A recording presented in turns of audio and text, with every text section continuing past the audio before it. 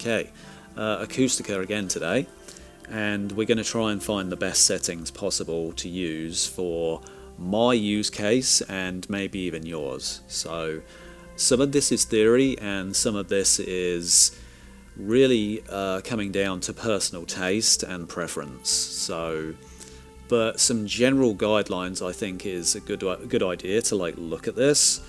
So let's have a look. So yeah, Acoustica has been out for now 2 months, and to be honest, it feels longer than that because there's been updates out like maybe one update every 3 days. That's what it's felt like. The updates have come thick and fast, and it's gone from decent sound, where it literally just calibrates your system, it aligns everything, and you upload it to the receiver and everything's good. Then it's really started to morph now into serious sound quality, like with say all pass filters, and really understanding like how to calibrate your subwoofer and like what it's capable of doing, things like that. So it's morphed into something completely different now, and it is a much better program now than it was when it was released like 2 months ago.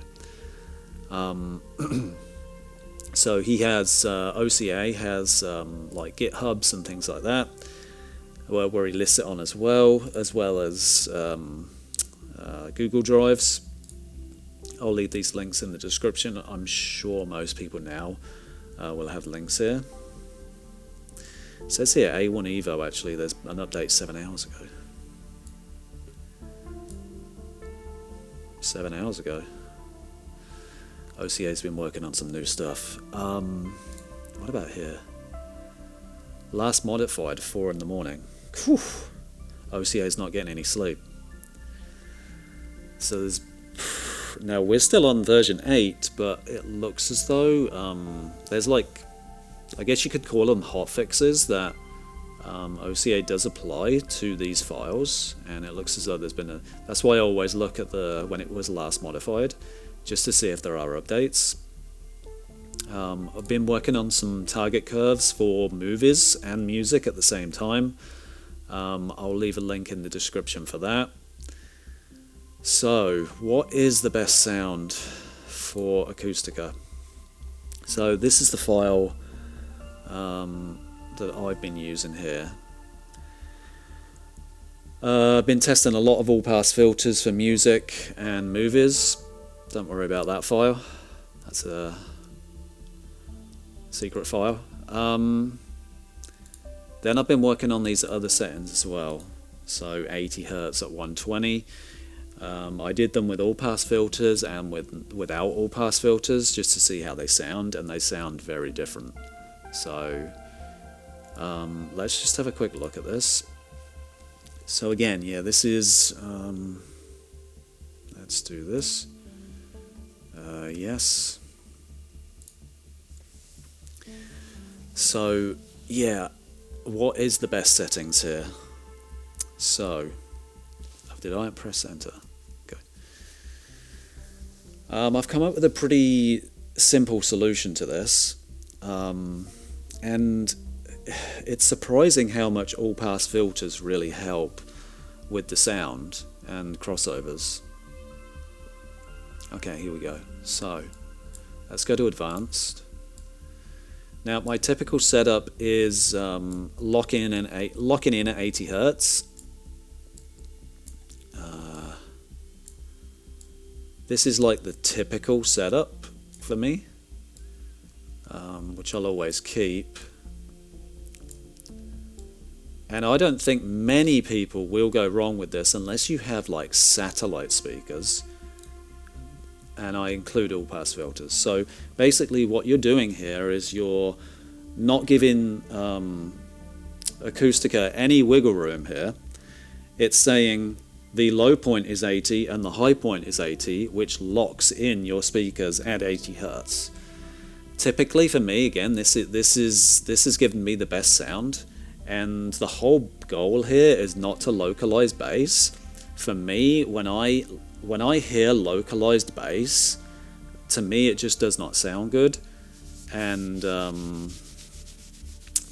yeah, it just ruins my immersion in, say, music or even movies as well. If you can pinpoint, like, imagine being able to pinpoint a bass drum, dun dun, but you can actually hear it directly from your subs. It's not like this wall of bass where you don't really know where it's coming from. You can pinpoint it down in the corners where the subs are. That is what I am trying to avoid. And the reason I am trying to avoid that is because when you can localize bass, I just don't think that sounds good. To my ears, it just doesn't sound good. So this is the typical setup. Plus 6 dB on the subwoofer filter, I think, is the best thing to do, because it allows finer EQ on your system, and chances are at 6 dB, there's pretty much nothing this program can not do with 6 dB in the subwoofer region. This is only for the subwoofer, and it makes my sub-bass response completely clean. There's no real dips. There could be a little dip still, but that's just a significant problem with the room anyway. And 70 hertz, it's around 60 to 70 hertz. There's just a sharp dip. Not really a lot you can do about that unless I add, say, another subwoofer, a third subwoofer, a fourth subwoofer, and hopefully it starts to clean up all of the and smooth out the response even more. But yeah, for me, I was doing 6 dB on my manual calibrations as well, and to me this sounds excellent. So that is pretty much my go-to default setup, and so far it is probably the best. But I have run into another setting that's actually really surprisingly good. So yeah, that's that. Now,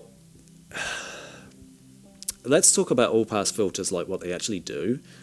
From my understanding, it changes timing of sound. So if there's a difference in, say, the timing of bass compared to, say, the timing of mid-range and the timing of, say, treble, I think that's the easiest way to say this, is all-pass filters will attempt to make sure the timing on everything is basically all the same.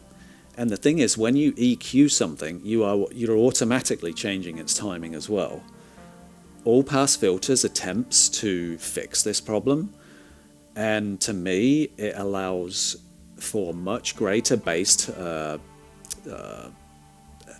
sound of bass just sounds so clean to me with all-pass filters on.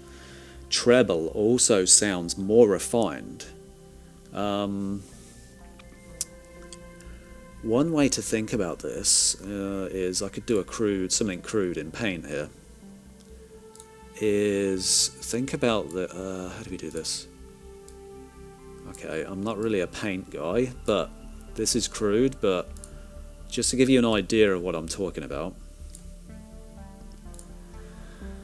If you don't have all-pass filters on, this is the left speaker, and this is a couch, right? If you don't have all-pass filters on, to me, the sound, say, coming out of a left speaker, any speaker in this room, sounds as though it's almost too wide for its own good. It really is. Like, something's coming out of the left speaker. The right speaker. You know it is coming out of the right speaker, and I can place it, but it seems to be so wide, the sound.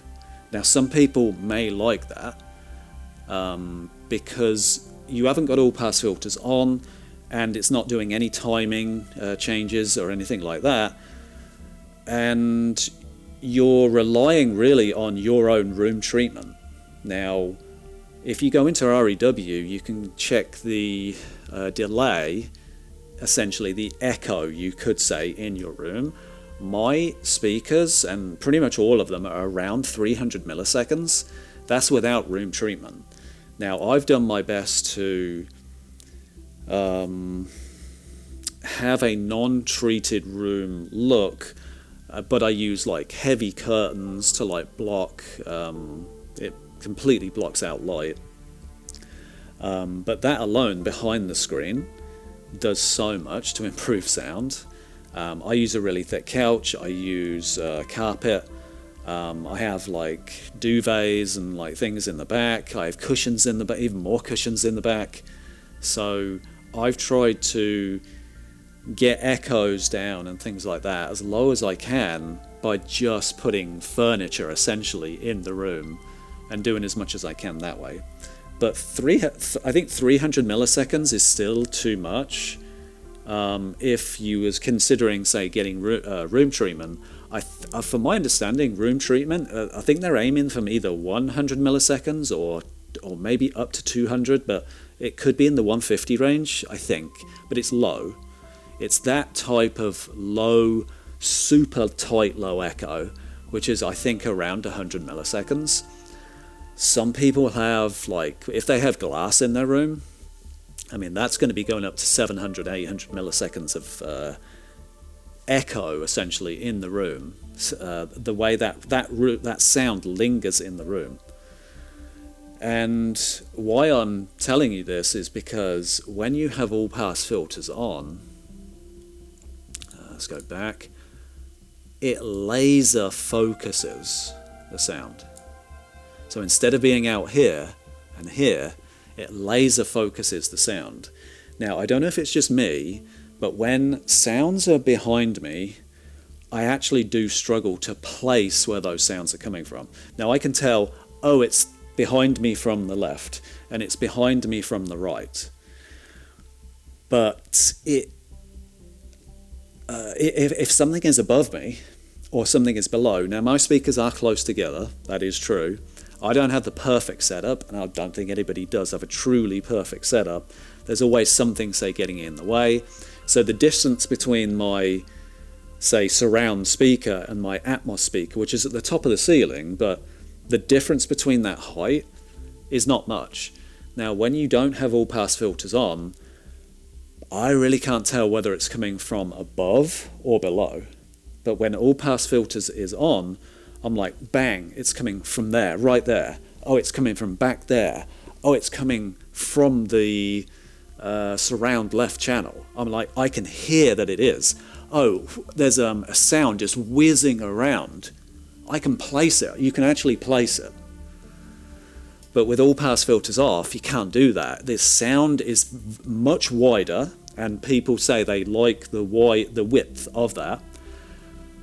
I had a theory that for movies, having that width would make it sound better. It really doesn't, because I have more value in being able to place things in surround speakers behind me. With all-pass filters on, you get this tight, almost razor sharp, yes, it's coming from there, yes, it's coming from there. Now, it can still fill in space, but it doesn't have that natural width that, say, your speakers have of, say, this, right? Having real width of a speaker, it doesn't have that. It does take a little while to get used to, but overall, I think, to me, number one, I can hear where things are coming from, actual directionality of sound, and yeah, after listening to it for, well, really, I guess a month now, I have now adjusted to that sound, and I prefer that sound. So, for me, whenever I turn it off, I know instantly it's off. I can just tell it's off, because I lose directionality, and if anything, the sound is, again, it's too wide. It's too wide for its own good. Like, I have SVS's, like, the top of the line towers. The sound is just too wide. I actually need it tightened up. So this may not be the case for all setups. And again, if you have room treatment with your delay, your echo, essentially, I think it's something 60. Let me see. Let's load up mine real quick. What is it? RT60. Yeah, it's the RT60.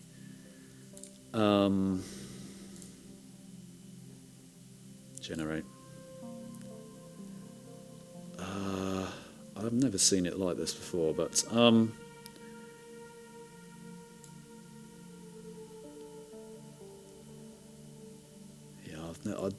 I think I've got this set up differently. But oh, right. I see. So around here is the average. Now the bass, you're going to get more echo anyway because the room is now starting to take over. But typically it's actually before this, like around 260 hertz. But it's kind of going off the scale here. But generally speaking, look, 289 milliseconds.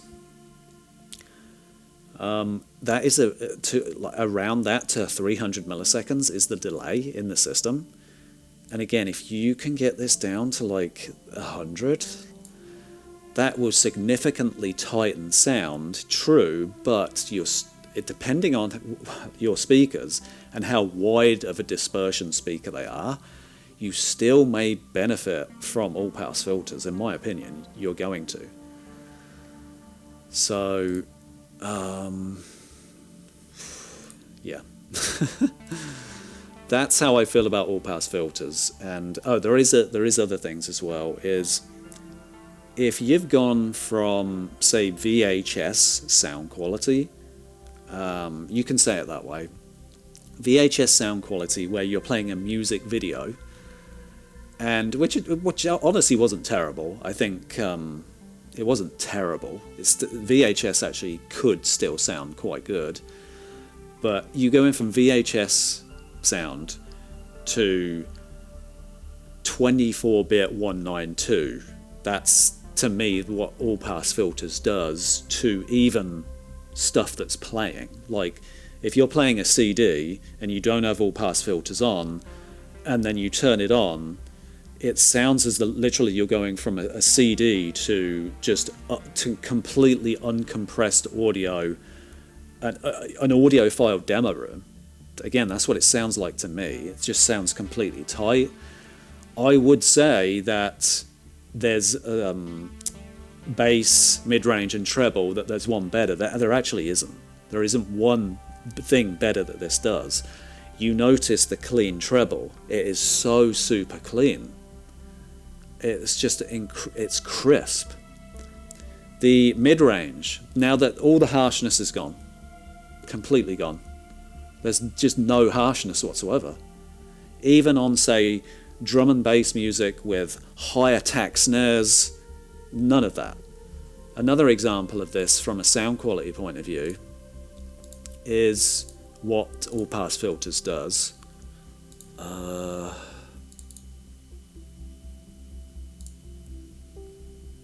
Oh wait, one sec. Let's do this. So, I just want to give you an idea. No. Let's do just a standard Harman curve. Right, standard Harman curve. EQ.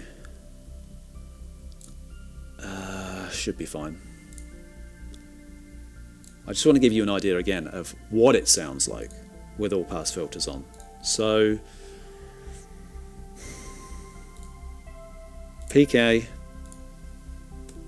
3000 kilohertz, maybe negative 1 dB with a Q of 0.500.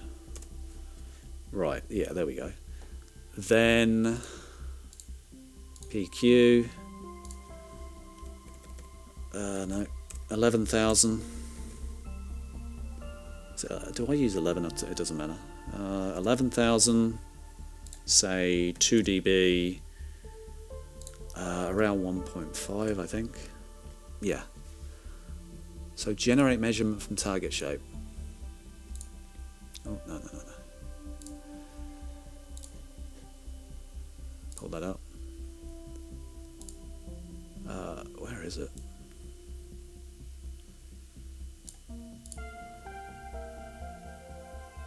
Above. Is it? Oh, it's up there. Wait, that's not right. Oh, no, it's not that, is it? It's down here. Sorry. Generate measurement from predicted. Yeah, sorry. It's that. Okay, so this will give you an idea of how it sounds. So if you compare this to, say, a Harman target curve, which is just going flat all the way to, say, 20k, one way to think about this is the Denon sound versus, say, the musicality of a Marantz sound. I think that is one way, actually, a good way of looking at this. It sounds as though it just brings down this mid-range, so there is just no harshness whatsoever on these snares. None. But it has the musicality and crispness still in this treble. You could look at it this way as well. Invert everything I just did on the EQ filters. So +2, so that would be -2. And this would be +1. Right. Now, this is a little bit overdone. So generate from predicted. Right, sure, this is slightly overdone, but just to give you an idea of what it sounds like to my ears, is that this mid-range is slightly raised without it on. That's what it sounds like. That tight, precise mid-range is completely gone. And if anything, there is muffle as well in the treble. And that, to me, is what all-pass filters does for sound. Now, again, you can have this discussion about bass as well. Again, it's so tight on bass. Now, I've heard people, I go a lot on the Facebook group. Some people just don't like all-pass filters, and I think it's because of this tightness that it brings to sound, this musicality that it brings to sound. But I just kept on listening, and I got to the point where I'm like, when I went back, I couldn't go back. Like, I'd heard enough now to where I want that crispness in the treble, zero harshness in the mid-range, super tight, clean bass. If you've ever heard CD bass, 16-bit 44 bass, and then you've heard 24-bit 192, or if you've even heard, is it 32? 358 or something like that. If you've heard that bass, actually, if you've heard SACD bass or DSD bass, the bass tones are so tight together, it's so smooth, the bass. When you go back to 44.1 CD sound, it almost sounds as though there's distortion in the bass. And this is one of the reasons why rock, bands like The Prodigy still make their sound as 24-bit 44.1. They still keep it in that format because that bass, it sounds more grungier, it sounds more distorted. If you go up in sound quality too high, if you record stuff too high, like 24-bit 96, it sounds almost too overdone for that style of music. You want that distortion, and 44.1 gives you that. Now, I'm not saying if you put all-pass filters on, it destroys the integrity of the sound. I think you actually get closer to the sound that the studio or the mix is trying to give you, the band that they're trying to give you. Another way to think about all-pass filters as well, it's actually closer to earphone sound, headphone sound. Headphones, you don't have any reflection. There's no reflections whatsoever. There could be slight reflections on the actual the speaker inside, maybe. But I'm sure a lot of high-end speakers or headphones will have a lot of things to protect from that. But that's basically it. It's almost a perfect clean sound, and I just love the sound now. So, in my opinion, if you want the cleanest and almost high-res sound that you can get, All pass filters is what does that. All pass filters is, it gives you that ultra high end demo room sound. I've demoed like whatever it is, $60,000 speakers, or at Audio Advice Live. This is the type of sound that you're getting there with this. Plus you got the calibration on top, you've got your target curves on top, and it just sounds absolutely incredible. So I personally would just advise using all pass filters. This is the cleanest setup. Now other setups, let's talk about these for a minute. I don't know if this is a problem. It's not a problem for me to fix polarities and things like that. I do have my speakers wired up correctly, everything like that. There could potentially be problems. I've just never really gone into that. This is new to avoid the subwoofer from being inverted. Probably this could be a good idea, because I noticed that if you change your crossovers too much, especially with the mains, it'll actually invert the sub. So just because it's trying to get the calibration and the timing correct to the speakers. So this could be useful. I'm not using it, but because I don't feel as I need to use it, and I haven't had any problems with it. So these two, I just have not had any problems with it, and I have no need to actually use them. Now center blend mode. Center blend mode essentially blocks you being able to control your center speaker for a crossover. Whatever the mains is set to, so let's say the mains was set by the receiver or by Acoustica to 80 Hertz, that with center blend on, now your center speaker is locked to 80 Hertz. So let's just say you picked 90 Hertz right here. There we go, 90. Even whatever you've got this set to, your center, it will lock in your center with your mains, because it is easier to time speakers that have the same crossovers. Much easier. If they got two separate crossovers, it's just like the timing's just different. The timing is you just can't get it right. I've tried. It's really hard. So now one of the benefits of the benefits of this are it now considers the mains and the center speaker kind of locked, but I feel as though from my use of this, I haven't personally noticed, like, say, increased dialogue clarity and things like that. I haven't noticed any of that, and you would have to disable all pass filters, I think you would. I'm sure of it. No, I may be getting confused here with another saying. But maybe you can keep all pass filters on and center blend mode on. I think maybe you can, but I was then thinking of another saying. But in any case, it would lock the fronts, and which is fine. Like if I was locking, say, in at 80 Hertz anyway, this is completely fine, having things locked in at 80 Hertz. I don't have an issue with that. But where I think this setting is beneficial is if you had an LCR that were equal speakers, right?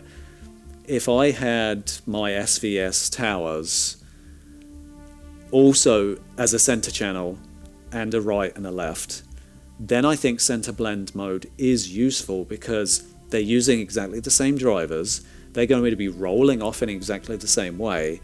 But most home cinemas, most of them, do not have a matching LCR. High-end guys do.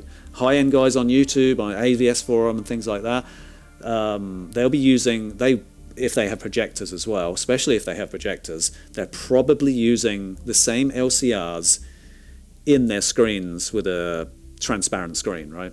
Acoustic transparent screen. A lot of people do that. then center blend mode could be really useful, because again, the crossovers are the same. I would definitely consider doing that.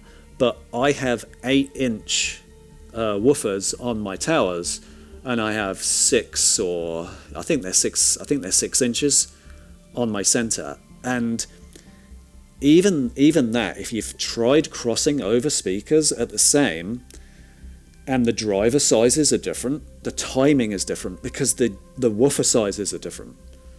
So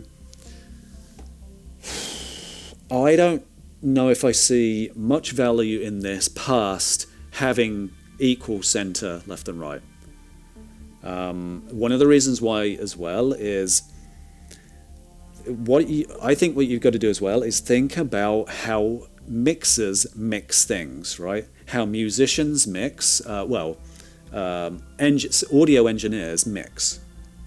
Now, for the longest time, especially, I mean, I'm even going back to Dolby Digital, and even before that, a lot of even receivers used to do this, where they would not be full range centers, and they would distribute bass from the center and all of the channels into the mains. And I think from a mixing point of view as well, is whether it's in a movie or it's in music, a lot of the times the majority of the sound is actually coming from the left and the right. The music generally is coming from the left and the right. Bass drums are monoed if you put them in the right speaker and the left speaker. So a lot of heavy lifting, especially with bass timing, is done by the right and the left speaker, not the center. The center is actually more, hey, we'll put a singer's voice in there. There could be some effects coming out of the center and things like that. So I think when I used this, I was like, I'm not really seeing like the benefits of this. Plus, you slightly change your 2-channel setup to do this. You are compromising your 2-channel setup, and in reality, again, in a movie, if music is played, the majority of that sound is coming from the left and the right. Maybe there could be some things in the actual center channel itself, but a lot of music actually just comes from left and right, which means you will ruin stereo left and right integrity by doing this. And is it worth it even for movies or Dolby Atmos music? I don't think it is. What this does as well with timing is it does not move the center around the sub in time. So if your distances are, let's just say they were 9 feet, right? If you turn center blend on, they will still be 9 feet. The left and the right will still be whatever they are, 8.9, 90 meter, whatever it is. It'll be the timing is exactly the same from the speakers. What it does is it moves digitally in time, moves the sub to blend the left and the right and the center channel together to try and get the crossover perfect. So again, you're ruining or losing some. It's not much. It isn't much. It's like 0.10 of a meter, which it's not a lot. So 0.10. So 3 is, what would 3 be? Yeah, I don't know. I can't remember. I can't remember now. It isn't much, but again, you have to think about the way movies are mixed. What are sound engineers doing? They're not really using the center to slam bass in that way. Now, I'm not saying that people don't use bass. If you watch the Ready Player One car drive scene, the everybody demos, when he gets his keys and he throws them on the ground and the car builds itself, the camera pans around it, and when the fumes come out of the back of the exhaust, that comes out of the center. Full range comes out of the center. So if you're not crossed over, there, you'll get full bass going to a center channel, because I EQ'd a center channel one time in full range, and I was like, whoa, there's actually a lot of bass coming from that center channel. So they do mix full range sounds coming from the center for sure, but again, that is a sound effect rather than what do we mix in center blend for? Actual timing on music, which again, drums would be coming out the left and the right rather than the center specifically.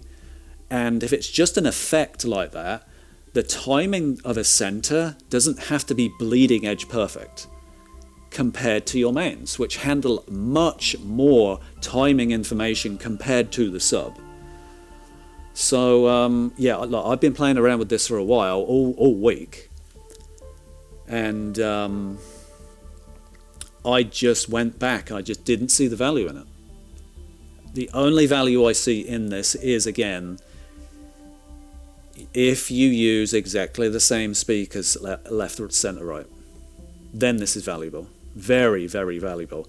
If you're using a center channel, which is different to your left and rights, which I think most people are, this should be the opposite, but most center channels are weaker versions of their mains, right? They just are. They're much weaker versions of their mains.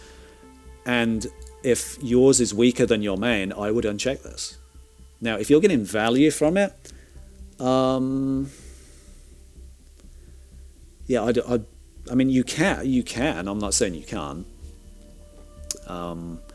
I just went back on it. I thought this was going to be best for movies, but it just didn't move the needle to where I thought it was going to be. It just, again, this is not for me to increase dialogue clarity. It's to balance timing between left, center, right. That's what it's doing. So this is to do with bass rather than so much dialogue and things like that. Your levels aren't changing. The levels are not getting louder, like by 2 dB. Oh, this is going to help with Christopher Nolan and Tenet with dialogue. No. Your levels are balanced the same. Your timing of your speakers are all the same.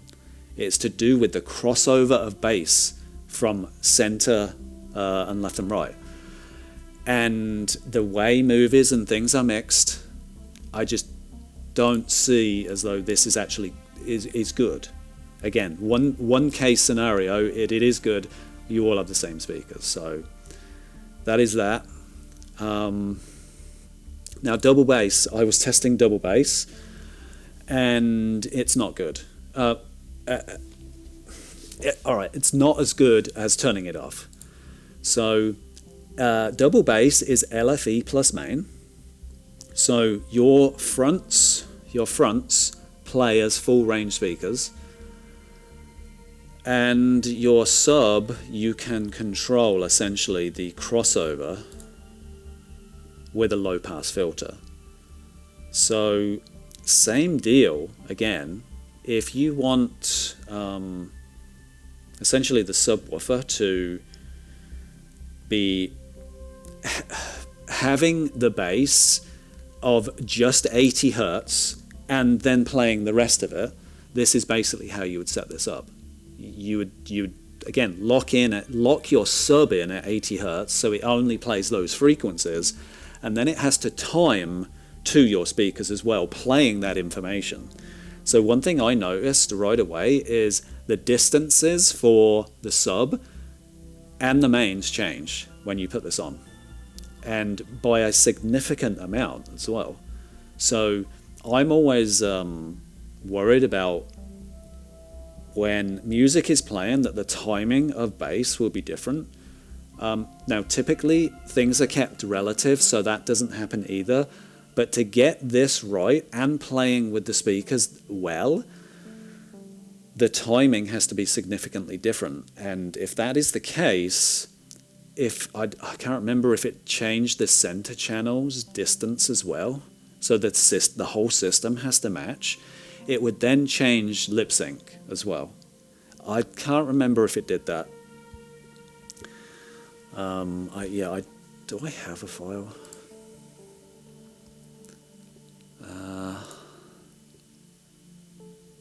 No. It would be something to think about though, if the timing of this is only affected by the left and the right channel and the center channel's distance. See, even the logs now, I look at the logs and I always see like, what is the distance on the channels? Does the distance on the channels change? If they do significantly with this, then lip sync will change and lip sync will have to be readjusted on the receiver. So that is something to think about. In any case, I put this on and trust me, it's good. It is good, but it is not as good as being off just in LFE mode with, say, an 80 Hz crossover. The bass is weak. It has a weakness about it.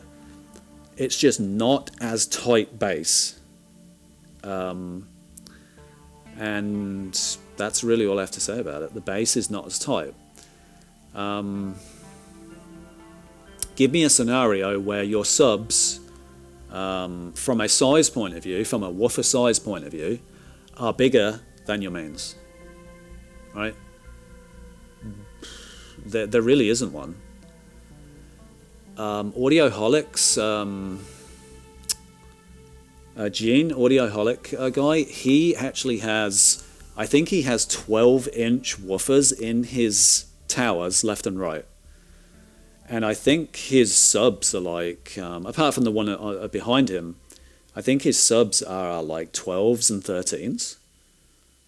Like his main subs are 12 and 13, so they match in size. Now, this could be useful from that point of view. Again, if you are actually matching, like let's just say you had 18-inch subs and you had matching 18-inch bass drivers in your mains, yeah, I think this could be useful because the timing of the woofers will be the same at that point. If you're dealing with a 18-inch woofer on your bass and then the woofers in your mains are 6 inches, no, this is not going to work. I'm not saying it doesn't sound. It sounds good. It just doesn't sound as good as LFE mode. So it's nice to have, right? And it's nice that OCA has the program and the tech and the knowledge to make double bass work. Double bass does work, right? It does definitely work. It just simply doesn't hold a candle, though, to just straight LFE mode. It doesn't. The bass is just not as tight. The bass, to me, is baggy and weak. But as soon as you put LFE mode, straight LFE mode back on, and you've got a straight 80 Hz crossover going into the sub, as soon as that happens, then you gain that tightness of bass back. So this is another mode, again, nice, but I wouldn't use it. So now I want to go on to, so we've kind of talked about these settings here. Now I've been an 80 Hz crossover locked in guy since the Dolby Pro Logic days. Laserdisc days and going into Dolby Digital, right? I read in widescreen review that THX said that 80 Hz is the best crossover because you cannot locate where the bass is coming from. That work that THX did has been the most valuable piece of work still to this day. You cannot localize bass when you cross over at 80 Hz, still today. So to me, locking in at 80 Hz has always been the best thing to do, whether I've calibrated manually myself or I use this program. But I've been playing again around with these settings and seeing how they affect things. And interestingly enough, when you enable all pass filters and you do this, so you keep right this. So we're locked in the. So let's talk about this. This side needs to be 80 Hz, and again, the reason is because your subwoofers simply are better at bass than your main towers. Now, somebody responded to me on one of the posts I made about this, and said, well, you have SVS, the SVS, I don't even know what they're called anymore. They're the top of the line SVS speakers, massive towers, right? They produce a lot of bass, right? They're 8-inch woofers, and they're not better than my subs, 13-inch THX monolith subs. They're just not, right? You could also say, well, why did you pay for them if you're not going to use the bass in them? Well, I bought them because I like the look of them. So that's really it, right? I wanted a much better speaker than my ELAC Unify speakers. I wanted a speaker that did not resonate. These are the ones. They didn't resonate. They had incredible timing. They were designed with timing in mind and phase and everything arriving at the listener at the same time.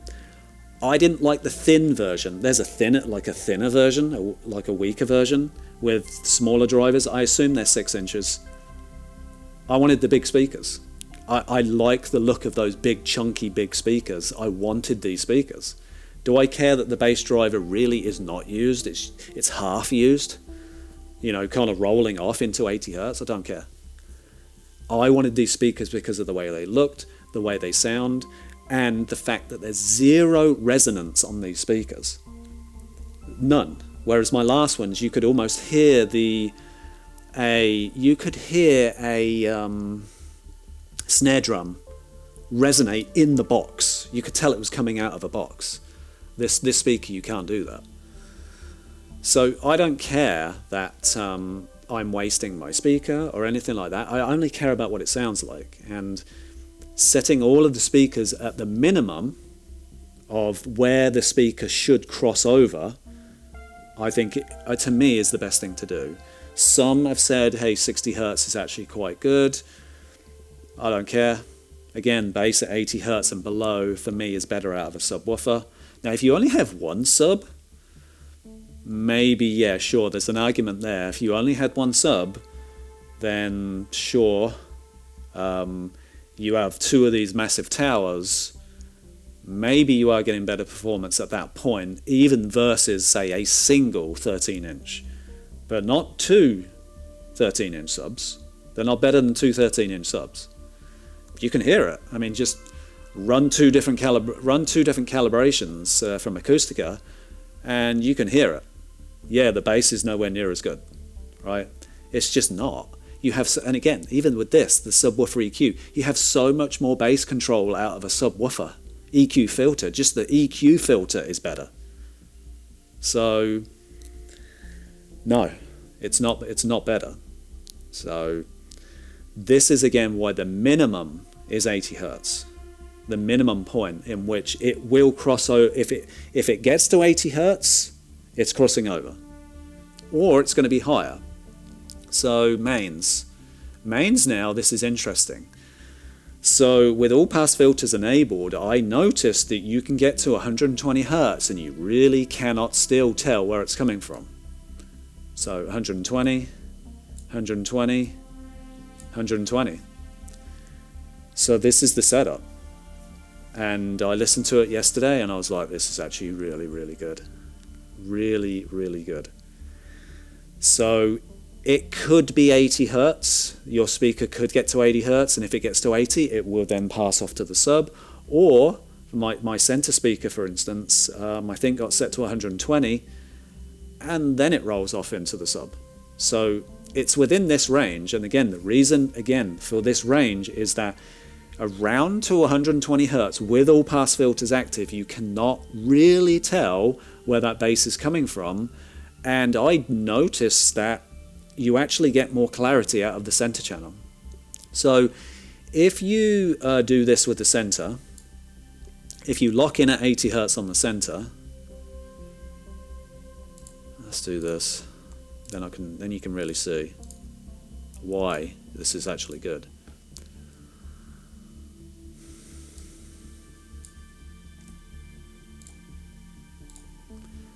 So let me pull in a target just so it helps give you an idea. Harman target. of what's happening. Oh, let's pull this out.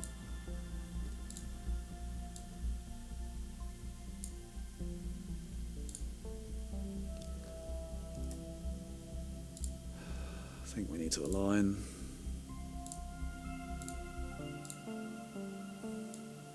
Yeah. So I've just pulled this Harman target in to give you an idea of what is happening to the sound in the speaker. And as you can see, around, say, 350 hertz, there's a huge dip here, right? This has happened on every center channel I've had where it is placed. Now, if you over EQ this, it sounds like voices have that muffle at the end. Male voices have them, female voices have them, and it doesn't sound good.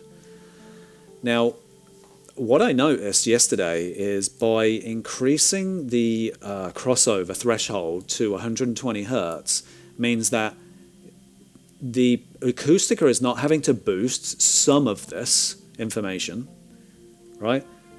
And it's crossing over, say, here, well, actually here, but even if it's at 120 here, it's still taking some of this earlier into the sub and not having to boost this at all. So what I found was that male and female voices have absolutely zero resonance when you set this to 120 hertz. So if you're like me, and you put your center speaker in a, I guess a rack. Yeah, I guess a rack, a wide rack system, kind of like that, where it's in something and not completely open or anything like that. Chances are you might get resonance from the speaker. One workaround for this is if they got ports on the back, well, if they got ports on the front, you could do it as well. Actually, if they had ports on the front, it would significantly improve dialogue clarity. But if you've got ports on the back, and it's in, say, a cabinet, anything coming out of those ports can just create timing delays and resonances and things like that. So with my old ELAC speakers, I just literally plugged the back of them with sponges. I just got some sponges off of Amazon, cut them in half, plugged one, plugged the other, all the resonance was gone. Right? But with EQ, when you set this to say 120 hertz, there's certain frequencies now. Well, there are frequencies here that what's this? 40 hertz worth of frequency that essentially is now not getting sent to the center channel, and there was absolutely zero resonance from it. And I was like, wow, this has actually helped me create a more a resonant-free dialogue sound for male and female voices. I hear anything after when somebody talks, there's just a slight drone after somebody talks. This cleared all of this up. With all-pass filters as well, I cannot localize where the bass is coming from. So I was shocked because I've typically, if you turn this off, now I can tell where things are coming from. I can't tell you what it is, again, what all-pass filters is doing with timing, but as soon as you turn this off, I'm like, no, I can't do it. I can tell now it's coming from these two boxes in my corner. So I put this on and I'm like, I can't tell. It's smooth, it's timed perfectly, it blends perfectly with the center channel, with the mains and everything. I can't tell where the bass is coming from, still at 120 hertz. As soon as you go to this, as soon as you go to 150, that's it, I can hear it. I can now hear where it's coming from. But if you do this at 120, so you do 80 as your low and 120 as your high for every single speaker, with all pass filters enabled, I was shocked at how good the sound was. And it actually cleaned up center dialogue clarity. So really impressed. Can I show you my live, what's on there now? Let's see. Speakers, crossover. Front is 80 hertz. Center 120, surround 120, back surrounds 90, front height 100, and the rear height 110. Now I'm surprised. Now, by the way, all these speakers are the same. So apart from the center, actually, the center is not the same. But the surround back, the front height, the rear height, they're the same speaker. So why wouldn't it choose the same crossover frequency? Well, this is because speakers are in different places in the room, and this is what happens. So the back surrounds are getting more inflated bass from the wall directly behind them. The surround left and surround rights are not getting bass reinforcement from the walls because of the position they're actually in, and it's choosing to cut them off at 120 hertz. Now I'm surprised about these two, the front height and the rear height, because, well, I'm getting massive reinforced bass here. So front height, right, let's just go to that real quick. Let's pull it down, then we can see relatively what it is. So pull the center out. These are, I'm getting massive reinforced bass all the way to 60 hertz. Massive reinforced bass. And again, these are 5.5 inch woofers, maybe 6. Those ELAC unifiers, maybe 5.5. But because of their placement, you get huge bass reinforcement. Like it's massive. What about the other one? Front. I've got to pull it down. Let's do all of them. Front height left. Let's do all of the height channels. Front height right. Even, to be honest, even more bass reinforcement at 80 hertz. So now if you check out, now that one, the front rear height, right, so I see. So rear height is actually not doing very well. Now I see why it crossed over, because look, there's this massive dip here. It can still go clean up to like 60 hertz, but this dip made it so that rear height right, so rear height left, they're both suffering from that. So yeah, now I see why it crossed over that way. Yeah, that was a smart choice. And again, if you cannot localize this bass with all pass filters on, now I'm willing to go above. So one of these speakers, surround left or surround right, was very poor. Which one is it? Surround left, yeah, it's that one. So surround left has got a serious problem. So it's surround left. Which I don't know why, because there's no doors, there's no nothing on there. So this could just be a placement issue. Like I could just like maybe turn the speaker 5 or 10 degrees and maybe help this out. But again, 120 hertz. Now you can see why it's doing it. But the other one, it's not as bad. It still has some problems, but it's not as bad. So what it looks to be doing is it's taking the worst case scenario from, say, the left and the right pair, whichever is the worst, it is changing the crossover based on your worst case scenario, whichever one that may be. So, I mean, to be honest, these speakers actually measure quite well. Like, this is default. This is a straight default. So pretty decent, pretty flat response, to, maybe 15K. Pretty decent response there. And you're actually getting a slight lift here, which gives musicality to a speaker. So yeah, that was it basically. Yeah, as to why it's picking crossovers like this. So there's always a reason why. And again, when I saw this, I was like, wow, I've got tons of bass in the fronts. But maybe there's just a point earlier on where choosing to roll off earlier actually improves things. And another thing as well is, because of my ATMOS speakers are right in the corners, I use an Auro 3D layout, And actually having that much bass to EQ down and try and control is actually really, it's too much bass. So having this bass rolled off into the subs is actually more beneficial as well. Now again, same thing, if I turned it off and I now start localizing this bass, and you listen to music, say, maybe in ATMOS or in a movie, bang, bang, bang, I can hear where those any drums are coming from in the subs. Yeah, that's just not for me.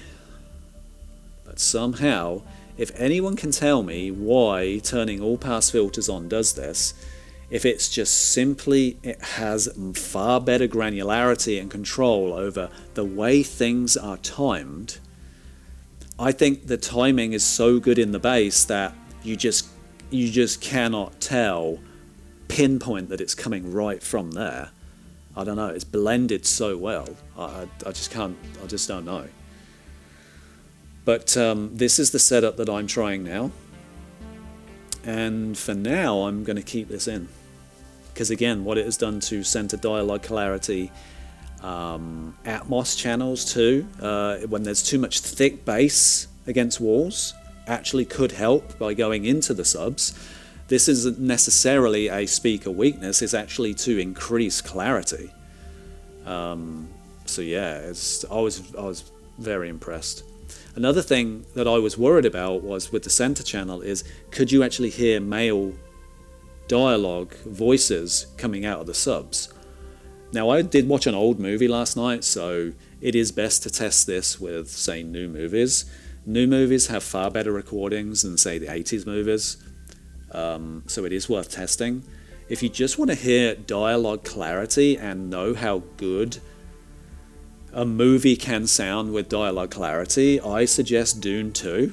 Dune 2 for me is one of the best recorded and mixed, balanced center dialogue I've heard in, I don't know, last 20 years. Easily. A lot of people complain about dialogue clarity and like movies are getting worse and things like that, and I can't hear center dialogue clarity. Why am I having to put subtitles on? Things like that. It does have to do with your speakers and your EQ for sure, and how good your system is. But Dune 2 is so clear and mixed at the right level. It's better than the first one. The first one, if anything, compared to the first one, the center dialogue was on average lower by about 2 dB than what Dune 2 is. So yeah, it's incredible. Now, can you hear bass from Paul's voice? I mean, he hasn't really got a bassy voice or anything like that. Again, this is just testing now of, can I hear any bass resonance of somebody's voice going to a sub with dialogue? So far, I've heard none. And if I don't hear any, then I don't mind setting it this high to 120 Hertz. But again, I've tested. As soon as you go to 150, that's it, it's over. You can hear it. So yeah, that's where I'm at right now. So yeah, settings, either lock in at 80 Hertz. I think it is a good all-rounder. Acoustica will do its work and find the best crossovers, not the best crossovers, but the distances, how to align the sub to the mains with an 80 Hertz crossover. It will do all that for you.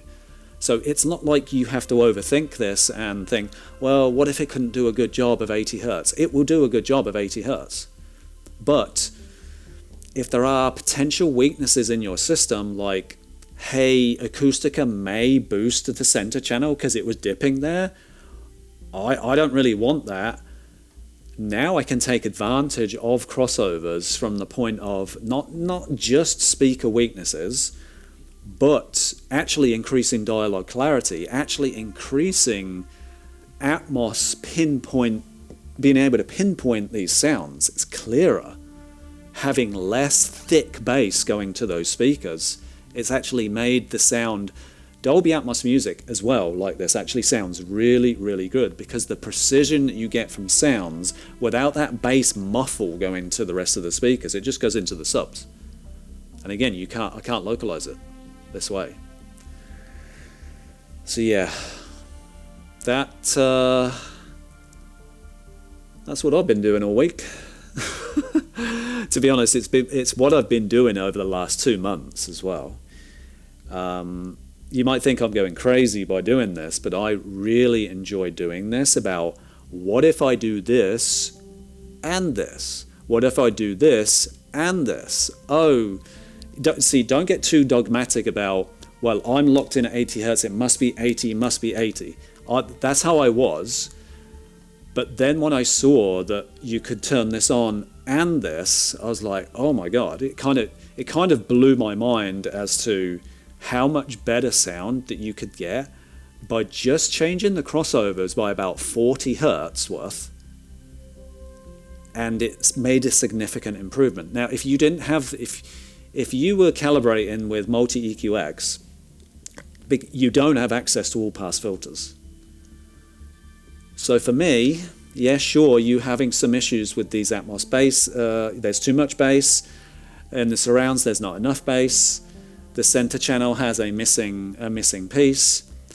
When you're doing it that way, for me, I just had to accept that 80 hertz was my crossover. Maybe sure you could go to 90.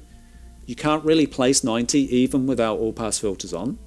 So you could go 90. 90 is a good crossover as well as 80. It's perfectly acceptable, I think. 90, I actually used 90 in my last house. It just sounded better. So, but as soon as you start going too high, you can start localize it in the sub again. So, when you do things manually, though, you can take care of a lot of things by not EQing certain parts of a speaker. Right? You get into REW, and when you export things, you can nullify some of the boosting that REW is doing with arithmetic here. So 80 hertz works for me still perfectly in an MQX way, completely fine. But when you have a system like this that's doing everything on its own and having its own logic, if anything, when my center speaker was set to 80 hertz, if anything, there was some resonance in voices. Now, it was only tiny, and honestly, I could just have plugged the speaker, the ports at the back. When you do that, it would completely nullify that sound.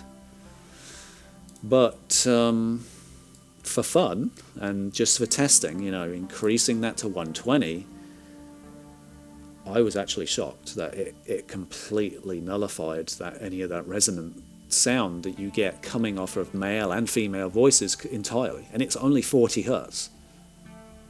So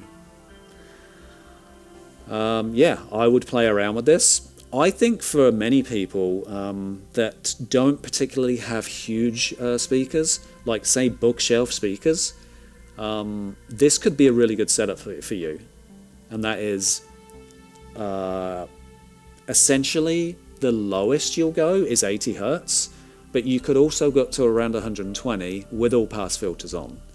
Now, if you turn all pass filters off, if you're like, look, I really just cannot get on with this all pass filter sound, it's too precise. It sounds, if anything, it sounds potentially thinner, not thick enough, not wide enough.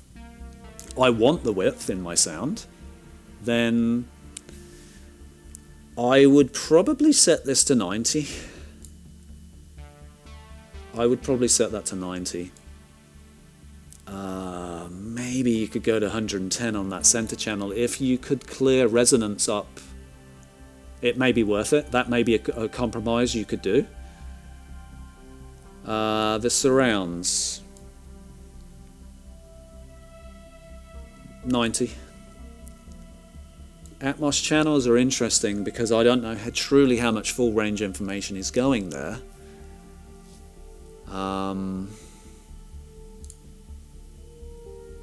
100 or 110. Again, this comes down to how mixers mix. If they're not putting full range information into ATMOS speakers, which they may, at this point they may, because when you're mixing, you can literally move a sound any way you want in a 3D environment. So if this sound contains bass, it will put bass everywhere. So you've just got to, like, without all pass filters on, you've just got to, like, kind of listen for, like, each of these different speakers in different ways. Your mains is one thing. Like, when you're listening to music, find out a crossover where you feel as though you cannot hear that. And for me, it's 90 hertz without this on. And these other channels, just kind of listen. You're going to have to, like, listen for it. But yeah, this is really my new settings now. 120, I'm liking it. I mean, you could say this as well. 120 is the roll off on the LFE channel.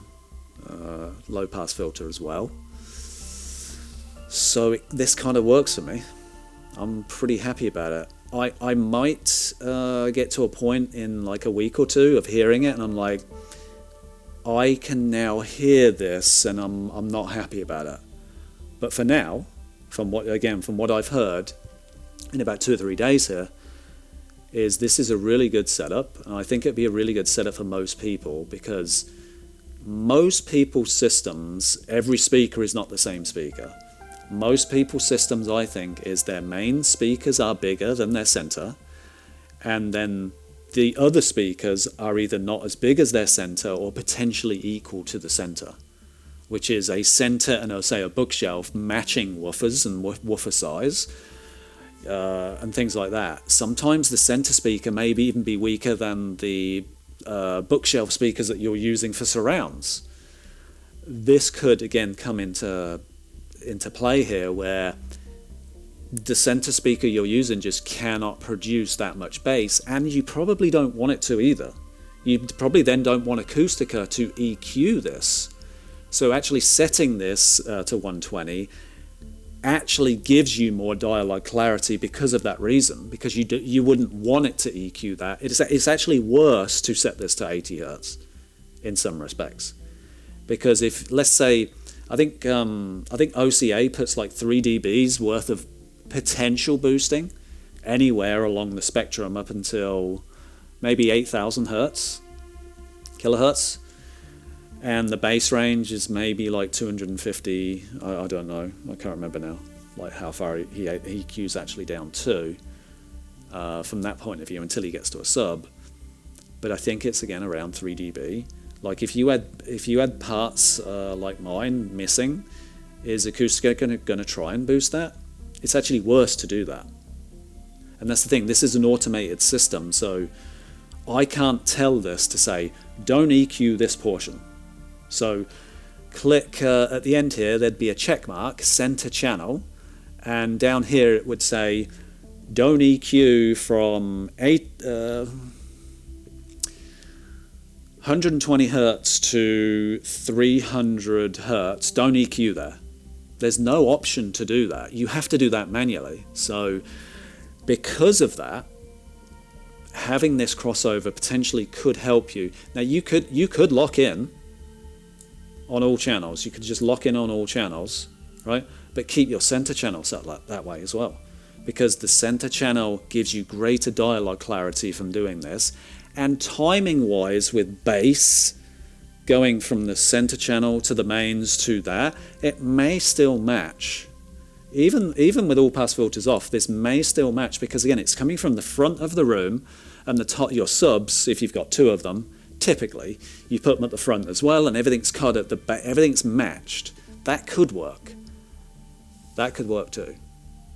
But yeah. So yeah, this is really my best setup right now. This is still kind of a trial and error. 80 hertz lock-in plus 6 dB boost, all pass filters. That's the best. That's for me right now, absolute, kind of like my best setting. this is still kind of like I'm testing this, seeing how much here I can get away with. If the big test is like kind of Christopher Nolan movies, because he's putting like full range sound bass into his mains, and then that essentially is getting copied into the LFE channel. Some of this you've really got to test as well. While we're talking about this, like best settings as well, may as well just finish on this. Low pass filter. Now, I haven't changed this back yet, but this is another thing to watch out for, is depending on how things are mixed.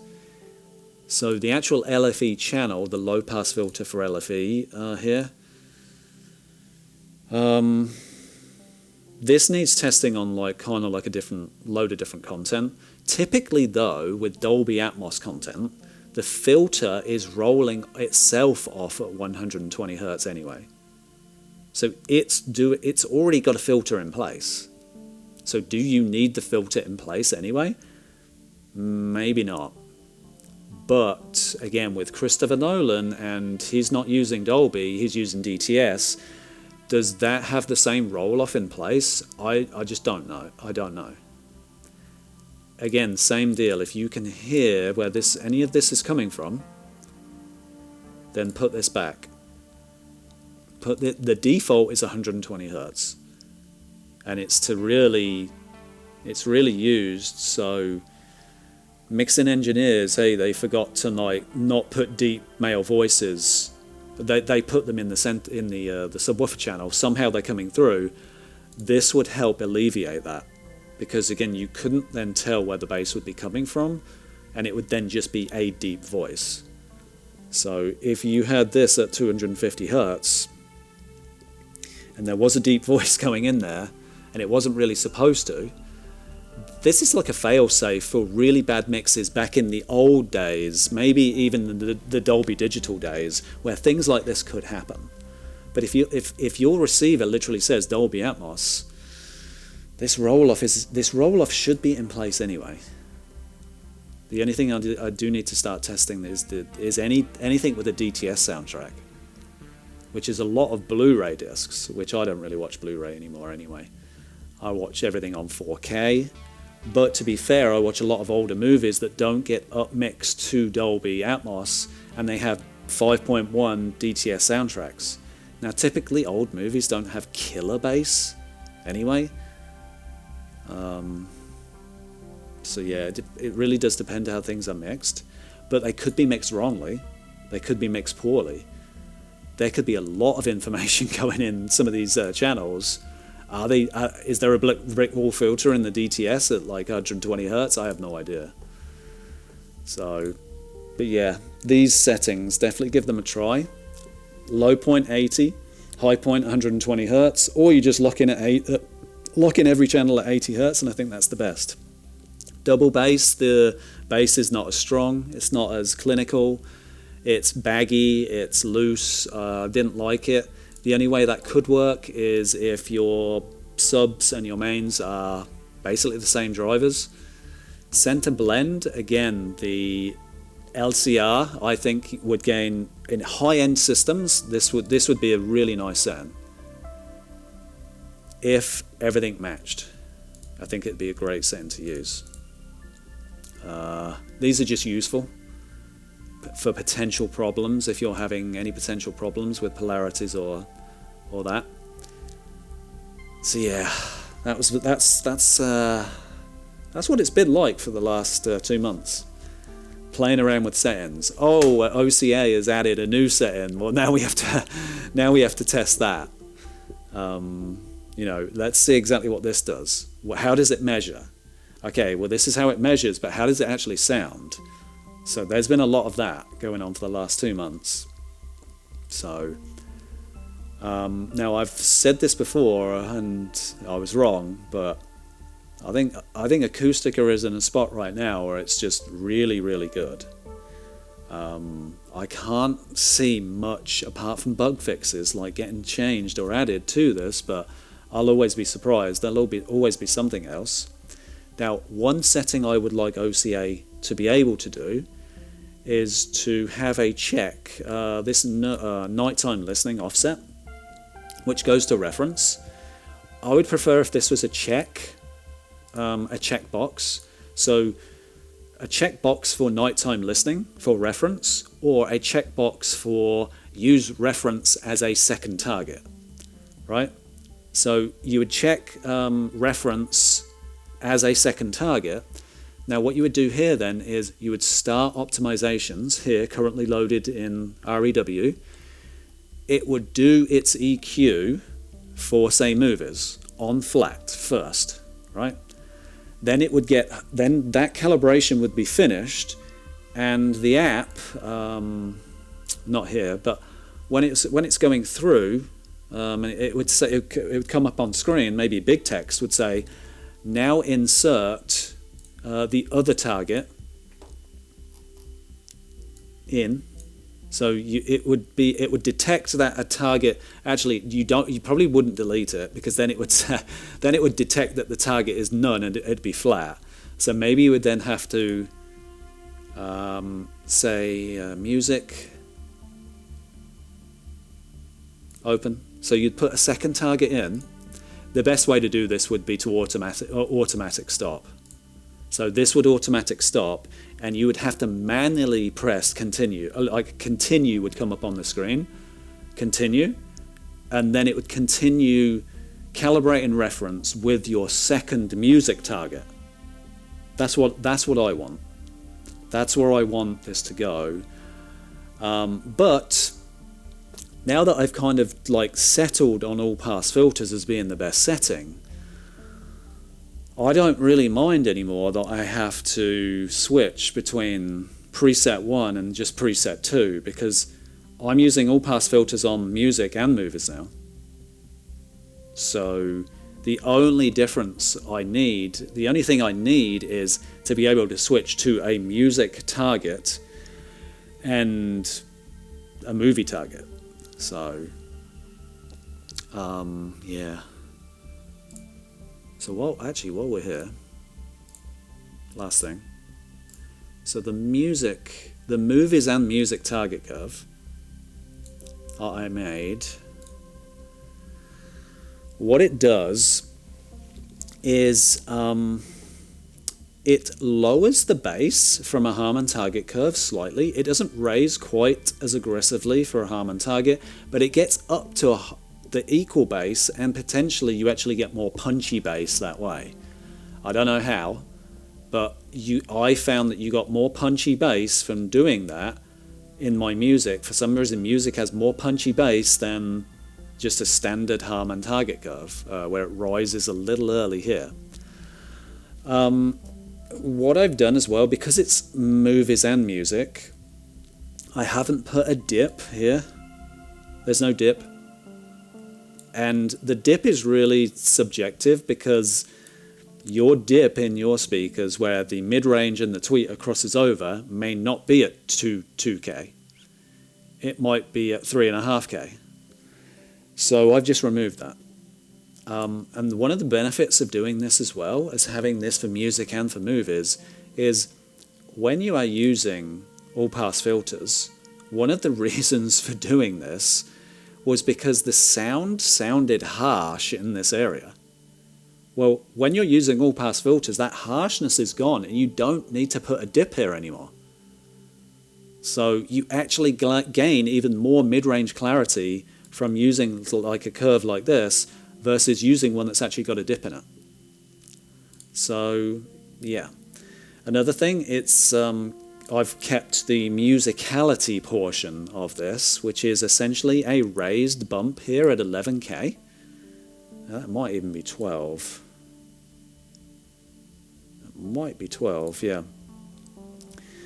Which is around 2 dB. It might be 2.4 dB. And that gives that, it gives a musical sound. It just gives a much better sound, in my opinion, to music. Yeah, and that sounds excellent. So use this for a global target curve for movies and for music. this does, and again, this doesn't really affect this raise here. You might think, well, what if movies are too bright? They're really not. If you've listened to the latest Sonic movie, right, on 4K, the movie is very dry. It's very dry. It's a very dry sound. They're modern mixes. Forget the old mixes, right? Forget mixes from the 90s, even early 2000s. Forget mixes for now that are not built within a Dolby Atmos, without Dolby Atmos. Like, kind of forget them, because they're mixed at a different time. They were mixed on different systems. What you've got to see is, how do modern movies sound, right? How do they sound? Is there harshness in modern mixes? There really isn't. You don't have any of this going on. You don't need to do anything here. It's all for older mixes. Like, if you pulled down that really, like here, like 1 dB, like here, for older movies, sure, you can do that because there's harshness in those areas. But having this bright bump here, it doesn't. Sure, it provides more clarity, but it's not this isn't harshness. At 12K, that is not harshness. Harshness lives here at 4, 5K, and 7K. So, one last thing. If anybody swims like I do, maybe twice a week, I'm not like crazy swimmer, but when it's in the summer and things like that, I like to go for a swim down the pool.